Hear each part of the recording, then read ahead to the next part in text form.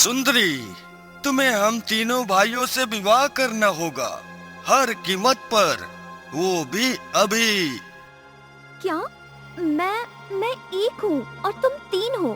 भला मैं अकेली तुम तीनों से विवाह कैसे कर सकती हूँ? ये गलत है। तुम्हें हमसे विवाह करना ही होगा, और अभी, इसी समय। ये सुनकर अंशिला के होश उड़ गए कि आखिर कैसे वो एक साथ तीन लोगों से शादी कर सकती है।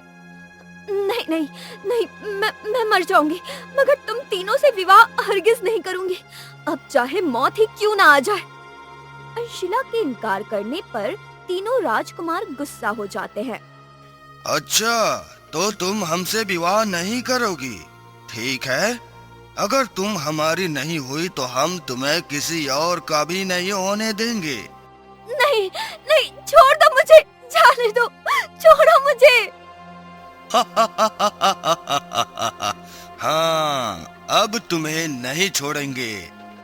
और फिर तीनों राजकुमार मिलकर अंशिका को संदूक में डालने के बाद कैद करके एक दूसरे से कहते हैं, अब हम इस संदूक को ऐसी जगह फेंक कर आते हैं जहाँ से यह कभी वापस नहीं आ सकेगी।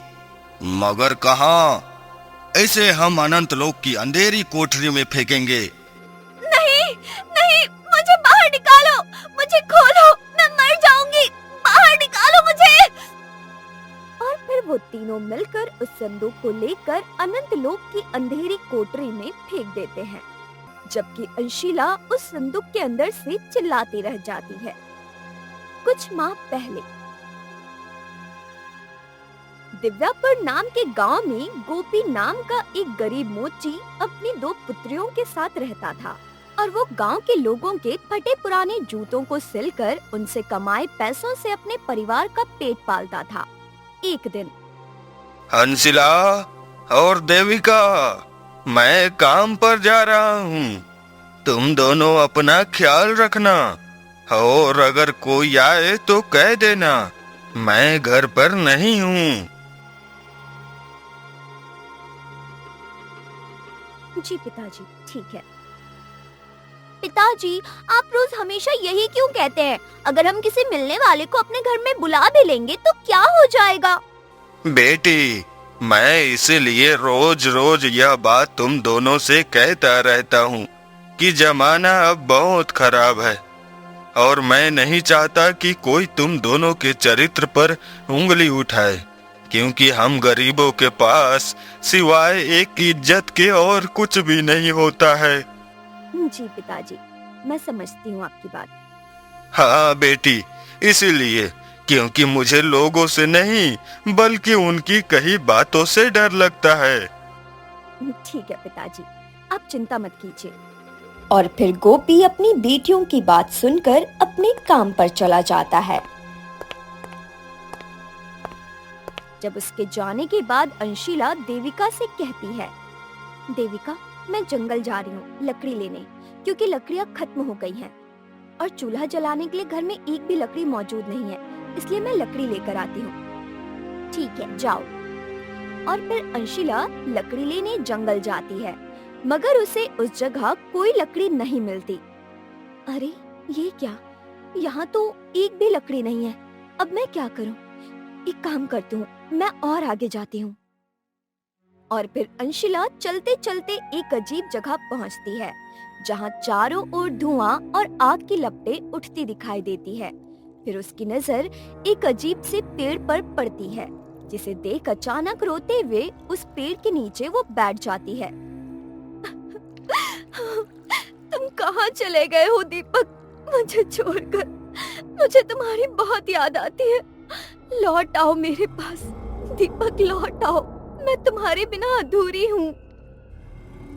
अंशिला रोते हुए दीपक को याद कर रही होती है, और अचानक उसे पेड़ के पास एक चमकता हुआ जूता दिखाई देता है।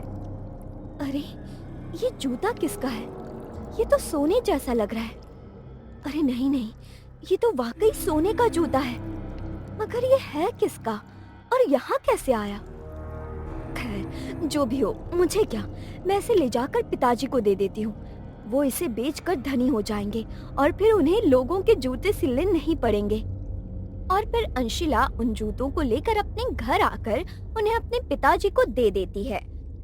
वो उन जूतों को देखकर कहते हैं, बेटी यह क्या है? पिताजी, मुझे ये जंगल में सोने के जूते मिले और मैं इन्हें आपके लिए लाई हूँ। ये लीजिए और इन्हें बेचकर जो पैसे आएंगे उनसे आप कुछ कारोबार कर लीजिए। नहीं बेटी, मैं इसे नहीं लूंगा। यह जूते किसी की अमानत है, इसलिए हम इसे इस्तेमाल नहीं करेंगे। पर पिताजी, गांव वाले हमारी बेइज्जती करते हैं, इसलिए जब आप इसे बेचकर धनी हो जाएंगे तब कोई आपको बेइज्जत नहीं करेगा।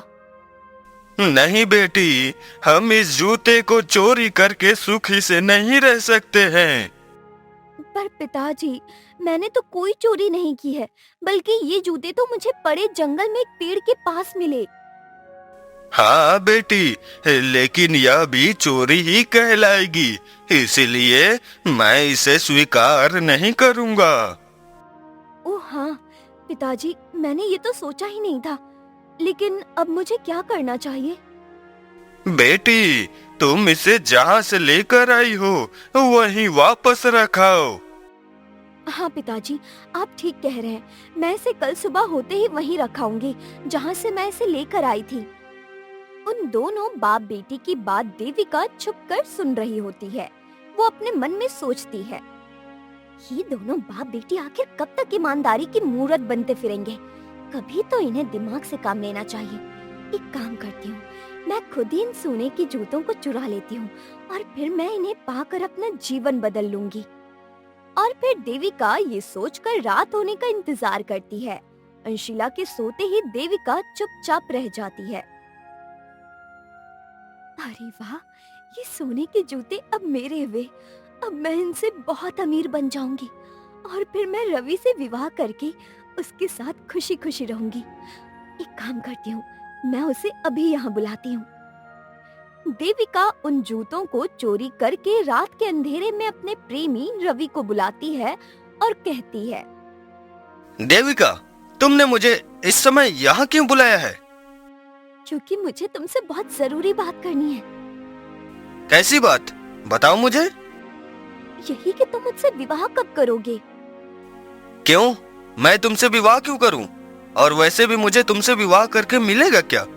तुम्हारा बाप तो तुम्हें दहेज देने से रहा, और दहेज तो छोड़ो, वह तुम्हें एक जोड़ा कपड़ा ही दे दे, वही बहुत बड़ी बात है। इसीलिए मैं तुमसे विवाह तभी करूंगा जब मुझे दहेज मिलेगा। ठीक है, तुम्हें दहेज चाहिए ना, तो ये देखो, मेरे पास ये सोने के जूते हैं। अब बताओ, क्या तुम अब भी मुझसे विवाह नहीं करना चाहोगे? अरे नहीं नहीं, ऐसी बात नहीं है। मैं तो बस ऐसे ही तुमसे कह रहा था। मैं तो अगले 7 जन्म सिर्फ तुमसे ही विवाह करूंगा। रवि उन सोने के जूतों को देखकर लालच से देविका से विवाह करने के लिए मान जाता है। वो दोबारा देविका से कहता है, देविका, जरा इस जूते को मुझे दो, मैं पहनकर देखूं। वैसे भी अब से तो यह मेरा ही होगा ना? हाँ हाँ, क्यों नहीं, लो ना। और फिर रवि देविका से जूते लेकर पहनता है। जैसे ही वो जूता पहनता है, उसे एक जोर का झटका लगता है और वो जलकर भस्म हो जाता है और वहीं मर जाता है।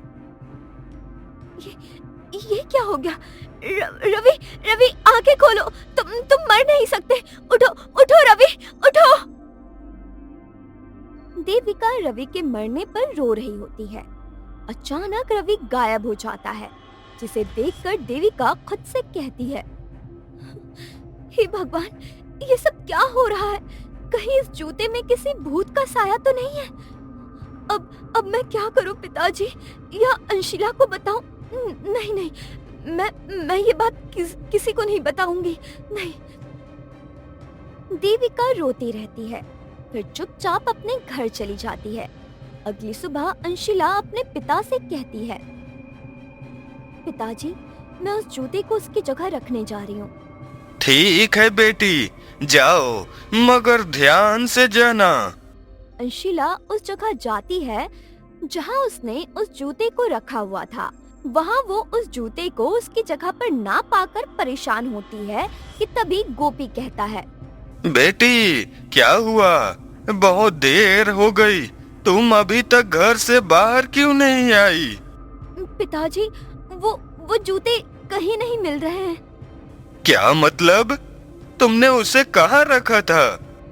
मैंने यहीं इसी जगह पर रखा था, लेकिन अब वो कहीं नहीं नजर आ रहे हैं। तो बेटी, वह अपने से तो कहीं जा नहीं सकता। सही से देखो, यहीं कहीं होगा। वो दोनों परेशानी से उस जूते को तलाश करते रहते हैं और उन्हें तलाश करते करते रात हो जाती है। अब चुपके से देविका आती है और उस जूते को एक कट्टे के पीछे छुपाकर कहती है, पिताजी, हो सकता है वो जूता यहीं कहीं पास में हो। देखिए, इस तरफ शायद यहीं पर हो। हाँ, तुम सही कह रही हो बेटी। हंसिला, उस कट्टे को हटाकर देखो, शायद उधर कहीं हो वो जूते। जी पिताजी। और फिर अंशिला ये कहकर उस कट्टे को हटाती है, जिसके पीछे वो जूता उसे रखा हुआ मिल जाता है। फिर वो गोपी से कहती है, पिताजी, ये जूते तो यहीं इसी कट्टे के पीछे थे। शुक्र है भगवान का कि यह जूता तो मिल गया, मगर अब इसे ढूंढते हुए तो हमें रात हो चुकी है। इसलिए अब तुम कल जाकर इसको इसकी जगह पर रख आना। हाँ पिताजी, आप सही कह रहे हैं, मैं ऐसा ही करती हूँ। इसे आज अपने पास रख लेती हूँ, सुबह इसे वहीं रखाऊंगी। ठीक है बेटी, जाओ, तुम दोनों सो जाओ। और फिर उन दोनों के सोने के बाद आधी रात को उस जूते से एक आवाज आती है, आओ मेरे पास आओ, मैं तुम्हारा इंतजार कर रहा हूँ। आओ मेरे पास आओ। अरे, ये आवाज किसकी है? कौन है यहाँ? ये किसकी आवाज थी? मेरे पास आओ, मैं तुम्हारा इंतजार कर रहा हूँ। अरे, तुम यहाँ कैसे हो सकते हो?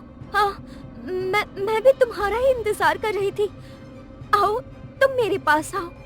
उस जूते की रहस्यमयी आवाज सुनकर अंशिला रोने लगती है।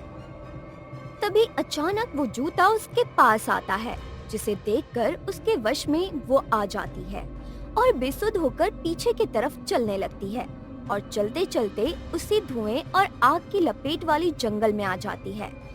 और तब उसे होश आता है। अरे, मैं यहाँ कैसे आई और कौन लाया है मुझे ये?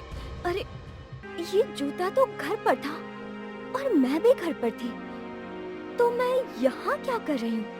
नहीं, कुछ तो गड़बड़ है। और ये जूता कोई साधारण जूता नहीं है, क्योंकि कल ये अपने आप गायब हो गया था और अब फिर अपने ही आप मिल भी गया और अब मुझे ये यहाँ ले आया। इसलिए अब मुझे इससे दूर रहना होगा। लेकिन पता नहीं क्यों ये जूता मुझे अपनी तरफ खींच रहा है, जैसे ये मेरा कोई अपना हो। अंशिला परेशानी से वापस अपने घर आ जाती है, जहां वो देखती है कि गांव वाले उसके पिता को मारते हैं और उसकी दुकान उजाड़ देते हैं। ये देखकर अंशिला कहती है, ये सब आप लोग क्या कर रहे हैं और मेरे पिताजी को क्यों मार रहे हैं? क्योंकि तेरा पिता है ही इसी लायक, इसलिए आज हम इसकी जान ले लेंगे। मगर क्यों? पिताजी ने ऐसा क्या किया है जो आप उनके दुश्मन बन गए हैं? क्योंकि तेरे पिता ने हमसे बहुत सारे पैसे कर्ज में लिए हैं और अब हमसे और मांगने आया है, क्योंकि इसे अब अपनी दोनों बेटियों का विवाह करना है। अरे, पहले हमारा वह पैसा तो वापस करे, लेकिन नहीं, हमें देने के नाम से इसको अपनी गरीबी याद आ जाती है। हाँ, और क्या, बड़ा आया विवाह करने वाला। अरे, कौन अपनाएगा इसकी बेटियों को जो आधी आधी रातों को अपने प्रेमियों से मिलती है? ये सब क्या कह रहे हैं आप लोग? हाँ, हम सही कह रहे हैं। तेरी छोटी बहन देविका, वह रोज आधी रात को अपने प्रेमी से मिलती है और उसे मिलते हम सब लोगों ने देखा है। नहीं, यह सब झूठ है, मेरी बेटी ऐसी नहीं है। ठीक है, अगर हमारी बात पर विश्वास नहीं है ना, तो तू जाके खुद पूछ ले अपनी बेटी से। और फिर गांव वाले के इस तरह कहने पर गोपी अंशिला के साथ अपने घर आ जाता है और देविका से कहता है, देविका, क्या यह गांव वाले जो कह रहे हैं वह सच है या झूठ? किस बारे में पिताजी? यही कि गांव वालों ने तुम्हें आधी रात को किसी लड़के से मिलते देखा है। नहीं पिताजी, ये झूठ है। मैं ऐसा कभी नहीं कर सकती। ये लोग आपसे दुश्मनी निकालने के लिए झूठ बोल रहे हैं। हाँ, मैं जानता था मेरी दोनों बेटियां कभी कुछ ऐसा नहीं कर सकती है जिससे मेरी इज्जत खराब हो। और फिर वो तीनों सो जाते हैं। आधी रात को अंशिला की जब आँख खुलती है तो वो हैरान रह जाती है। अरे, इस जूते को तो मैं वहीं छोड़कर आई थी, तो ये दोबारा यहाँ कैसे आ गया? लगता है कुछ तो गड़बड़ है। मुझे अब और पिताजी से कुछ भी छुपाना नहीं चाहिए। हाँ, मैं अभी पिताजी को सब सच बता देती हूँ। और फिर अंशिला अपने पिता के पास जाती है। अपनी बेटी को परेशान देखकर गोपी कहता है, बेटी, क्या हुआ? तुम इतनी परेशान क्यों हो? कोई बात है क्या? जी पिताजी, मुझे आपको कुछ जरूरी बात बतानी है। हाँ, बोलो, कौन सी जरूरी बात है जिसे तुमने बताने के लिए सुबह तक का भी इंतजार नहीं किया? और फिर गोपी के पूछने पर अंशिला उसे उस जूते के बारे में सब कुछ बताती है, जिसे सुनकर वो दोनों ही डर जाते हैं। बेटी, यह तो वाकई बहुत परेशानी वाली बात है। मुझे भी लग रहा है कि यह जूता कोई साधारण जूता नहीं, बल्कि इसमें किसी भूत या शक्ति का वास है। हाँ पिताजी, मुझे भी ऐसा ही लग रहा है, लेकिन अब हम क्या करें? एक काम करते हैं बेटी, इसको हम जमीन खोदकर मिट्टी में गाड़ देते हैं। जी पिताजी, यही सही रहेगा। चलिए, हम फिर जल्दी से ये काम कर लेते हैं, इससे पहले कुछ गलत हो जाए। और फिर वो दोनों जल्दी से उन जूतों को मिट्टी में गाड़ कर अपने घर आकर सो जाते हैं, जब अचानक एक आवाज आती है, मुझे आजाद करो, मुझे आजाद करो। कौन है? किसकी आवाज थी? यहाँ तो आसपास कोई नहीं है, और देविका भी सो रही है। तो ये कौन था? ये किसकी आवाज थी जिसे मैंने अभी सुनी? मेरी मदद करो, मुझे निकालो, मुझे आजाद करो और मेरा रहस्य सुलझाओ। लगता है ये उसी जूते की आवाज है, और उससे मुझे मेरा कोई नाता लगता है। लेकिन अब मुझे उन रहस्यमयी जूतों का रहस्य जानने के लिए उसे बाहर निकालना ही होगा, क्योंकि अगर मैंने उन जूतों का रहस्य नहीं जाना तो मैं कभी चैन से नहीं जी पाऊंगी। इसलिए मुझे ये करना होगा। मेरा रहस्य सुलझाओ। जब तक तुम मेरा रहस्य नहीं सुलझाओगी, तब तक मैं उस जगह से आजाद नहीं हो पाऊंगा। और फिर ये सुनकर अंशिला जल्दी से उस जूते को मिट्टी से बाहर निकालकर कहती है, ठीक है, लेकिन मुझे ये बताओ कि तुम कौन हो, और क्या तुम मेरे कोई अपने हो, या तुम्हारा रहस्य कैसे सुलझाना होगा?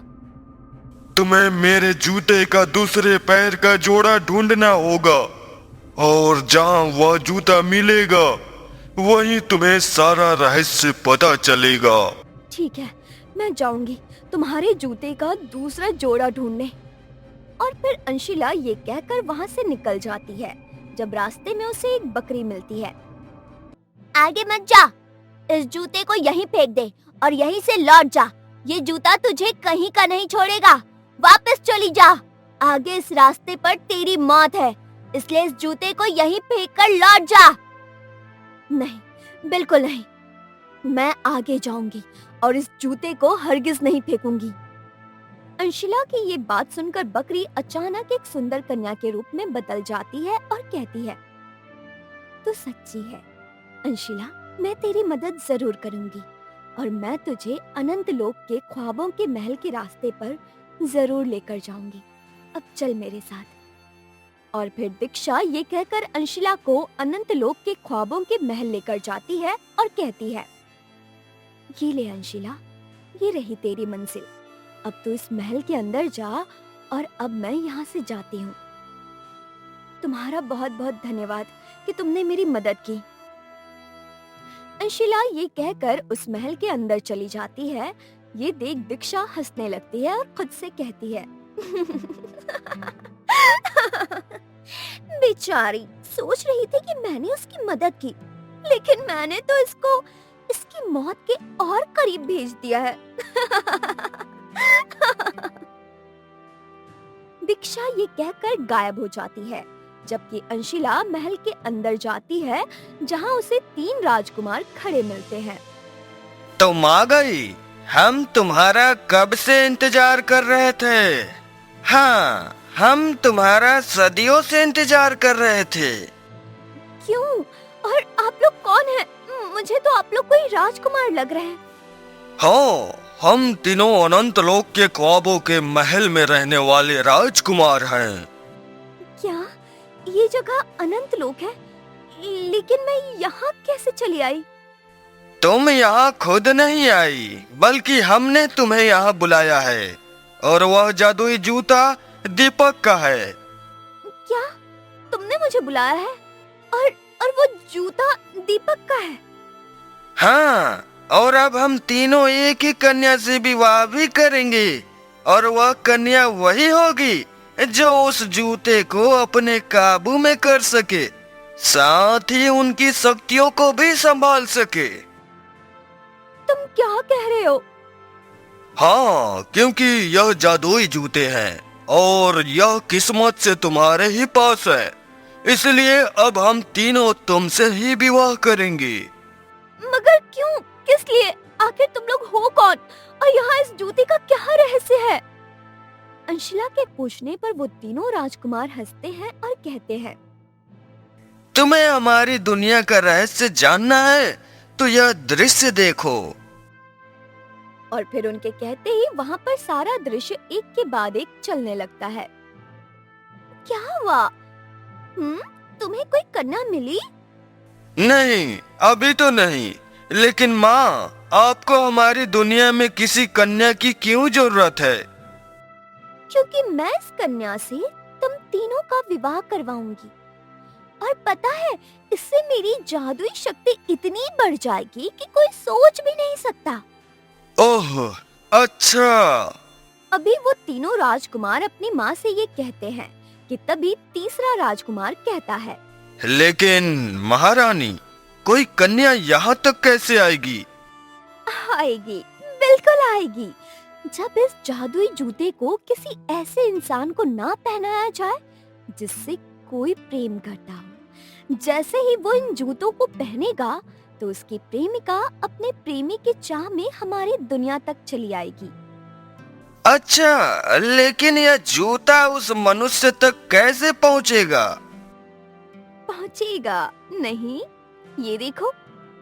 और फिर रानी दीक्षा ये कहकर अपने तीनों पुत्रों को एक और दृश्य दिखाती है, जिसमें वो दीक्षा अपने बेटे का रूप लेकर जंगल में जाती है और दीपक लखाड़े के सामने उस जूते को डाल देती है। जब वो उस जूते को देखकर खुद से कहता है, अरे वाह, यह जूता तो कितना अच्छा है। काश मेरे पास भी ऐसे जूते होते। खैर, क्या हुआ जो मेरे पास नहीं है। मैं इस एक जूते को ही पहनकर देख लेता हूँ कि यह मेरे पैरों पर कैसे लग रहे हैं। और फिर दीपक जैसे ही उस जूते को पहनता है, वैसे ही वो गायब होकर अनंत लोक के महल में आ जाता है। अरे, मैं यहाँ कैसे आ गया हूँ? तुम यहाँ खुद नहीं आए हो, बल्कि मैंने तुम्हें यहाँ बुलाया है। और अब देखना कैसे तुम्हारी प्रेमिका यहाँ आती है और उसके साथ यहाँ क्या क्या होता है। नहीं नहीं, तुम ऐसा नहीं करोगी। तुम अंशिला को कोई नुकसान नहीं पहुँचाओगी। नहीं, अब सच्चे प्रेम की ताकत ही हमारी असली ताकत बनेगी। नहीं, तुम ऐसा नहीं कर सकती हो। छोड़ो मुझे जाने दो और अंशिला को कुछ मत करना। मैं तुम्हारे आगे हाथ जोड़ता हूँ। नहीं, मैं तुम दोनों को ही नहीं छोड़ूंगी।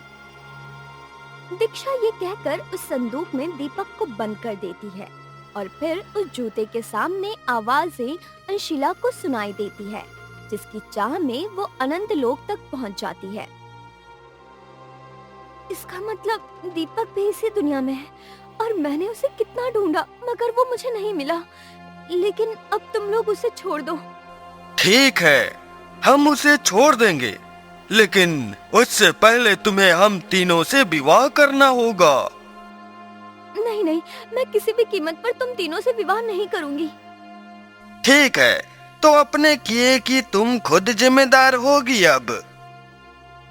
और फिर वो तीनों ये कहकर अंशिला को भी उसी संदूक में बंद करके उस अंधेरी कोठरी में फेंक कर वहाँ से चले जाते हैं, जबकि अंशिला उस संदूक के अंदर से बाहर निकलने की कोशिश करती है। कोई है? कोई मेरी मदद करो, कोई मुझे यहाँ से बाहर निकालो। कहाँ हो तुम? बताओ मुझे। यहाँ इस संदूक में। अच्छा रुको, मैं अभी आती हूँ। और फिर अंशिला को चिल्लाते सुनकर वहाँ एक चील आती है और उस संदूक को अपने पैरों से खोल देती है, जिससे अंशिला उस संदूक से आजाद हो जाती है। तुम्हारा बहुत बहुत धन्यवाद प्रिय कि तुमने मुझे इस संदूक से आजाद किया। कोई बात नहीं, अब तुम यहाँ से जल्दी से चली जाओ, इससे पहले यहाँ दोबारा कोई आ जाए। अभी वो दोनों बात कर ही रही होती हैं कि अचानक अंशिला की नजर एक और संदूक पर पड़ती है। अरे, एक और संदूक? क्या इसमें भी कोई कैद है? शायद हो सकता है, क्योंकि ये अनंत लोक है और यहाँ कुछ भी हो सकता है। हाँ, तुम सही कहती हो, इस संदूक में कोई कैद है और मुझे उसे भी आजाद करना होगा। अंशिला ये कहकर उस दूसरे संदूक को भी खोल देती है, जिसमें दीपक मौजूद होता है, और उसे देखकर अंशिला रोने लगती है। दीपक, दीपक तुम यहाँ हो। तुम्हें पता है, मैंने तुम्हें बहुत ढूंढा, बहुत तलाश किया, मगर तुम मुझे कहीं नहीं मिले। हाँ, क्योंकि मैं यहाँ मेरी अपनी गलती के कारण जो आ गया था। कोई बात नहीं दीपक, लेकिन अब हम उन तीनों राजकुमार और रानी दीक्षा को उसकी चाल में कामयाब नहीं होने देंगे। अभी वो दोनों बात कर ही रहे थे कि तभी श्रेया चील उनसे कहती है, अब तुम दोनों यहाँ से निकलो, इससे पहले कि वो तीनों राजकुमार और उसकी माँ दीक्षा यहाँ आ जाए। हाँ ठीक है, हम चले जाएंगे, मगर मेरी समझ में एक बात नहीं आई कि तुम एक चील होकर कैसे बोल सकती हो। क्योंकि मैं एक परी हूँ और मेरा नाम परी श्रेया है, और वो जूते कोई जादुई जूते नहीं, बल्कि एक श्रापित जूते हैं, और उन्हीं जूतों को मैंने गलती से पहन लिया था, जिसके कारण मैं परी से चील बन गई। ओह, तो ये तुम्हारे साथ बहुत बुरा हुआ परी श्रेया। हाँ, लेकिन अब ये सब सोचने का समय नहीं है, तुम दोनों यहाँ से निकलो। लेकिन परी श्रेया, हमारे जाने के बाद तुम यहाँ अकेले कैसे रह पाओगी, और वो भी इस चील के रूप में? क्या कोई हल नहीं है तुम्हारे रूप को और इन तीनों राजकुमार समेत इनकी रानी को खत्म करने का? है एक रास्ता, लेकिन उसके लिए तुम्हें इन जूतों को जलाकर भस्म करना होगा। तो चलो, हम अभी इन जूतों को जलाकर भस्म कर देते हैं। नहीं, यहाँ तुम्हें इस दुनिया में कहीं भी आग नहीं मिलेगी।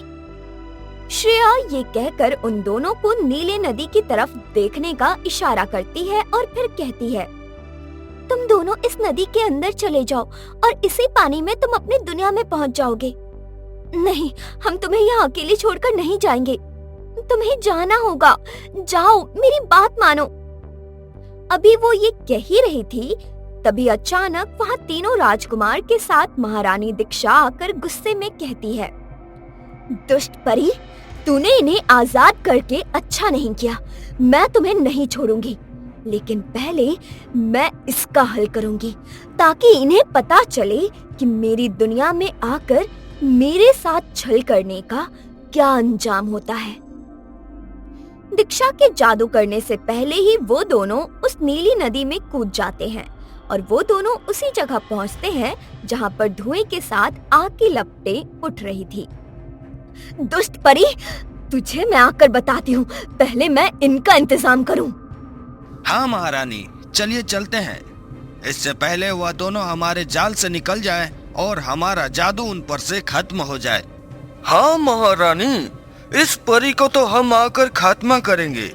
अभी तो पहले हमें हमारी शक्तियों को बचाना होगा। जी महारानी, हमारे दोनों भाई बिल्कुल ठीक कह रहे हैं। चलिए, वह दोनों अभी इसी जगह पर होंगे।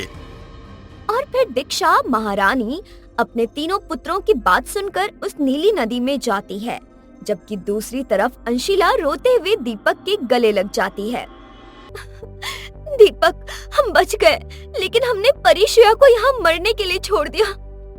हाँ, मुझे भी इस बात का अफसोस है, लेकिन वह एक बहादुर परी है और देखना, वह कुछ न कुछ करके खुद को बचा लेगी, जैसे उसने हमें बचाया है। अभी वो दोनों रोते हुए बात कर रहे थे, तभी अचानक महारानी दीक्षा और उसके तीनों राजकुमार पुत्र वहाँ आकर गुस्से में कहते हैं, बहुत भाग ली तुम, अब तुम्हें हमारे साथ विवाह करने से कोई नहीं रोक सकता। अब हम तीनों तुमसे विवाह अभी इसी समय करेंगे। नहीं, तुम लोग ऐसा नहीं कर सकते हो। और रही बात विवाह की, तो अंशिला का विवाह सिर्फ और सिर्फ मुझसे होगा, क्योंकि हम दोनों एक दूसरे से प्रेम करते हैं और हम एक दूसरे के लिए ही बने हैं।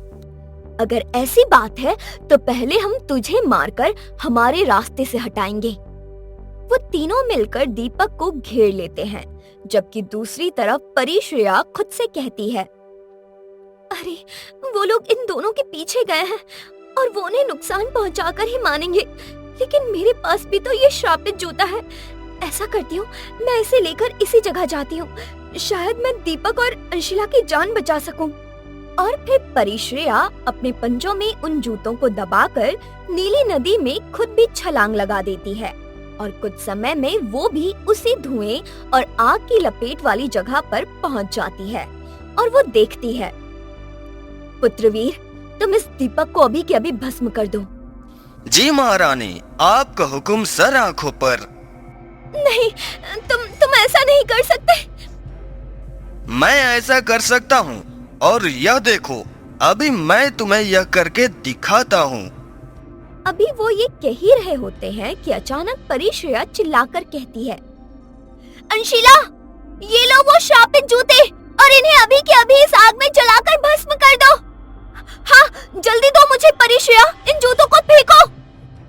और फिर परिश्रेया उन जूतों को जल्दी से अंशिला की तरफ फेंकती है, जिसे पकड़ते ही वो इन श्रापित जूतों को आग की लपेटों में फेंक देती है और उन जूतों के जलते ही तीनों राजकुमार समेत महारानी दीक्षा भी जलकर भस्म हो जाती है और परिश्रेया भी अपने असली रूप में आ जाती है। अंशिला, तुम्हारा बहुत बहुत धन्यवाद। अगर तुम इस दुनिया में ना आती तो मैं वहाँ से कभी आजाद नहीं हो पाती। नहीं परिश्रेया, धन्यवाद तो मुझे तुम्हारा करना चाहिए, क्योंकि आज अगर समय पर तुम नहीं आती और यहाँ आकर वो जूते ना देती तो आज मैं सच में दीपक को हमेशा के लिए खो देती। कोई बात नहीं,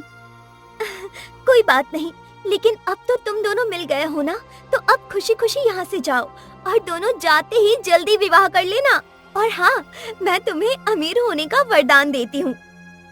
परिश्रेया ये कहकर गायब हो जाती है और वो दोनों अपने घर जाते हैं तो अंशिला अपने पिता को सारी बात बताती है, जिसे सुनकर वो खुशी खुशी उसका विवाह दीपक से करवा देते हैं और फिर कुछ दिनों में परी के वरदान से वो लोग अमीर हो जाते हैं और अपना जीवन खुशी खुशी बिताते हैं।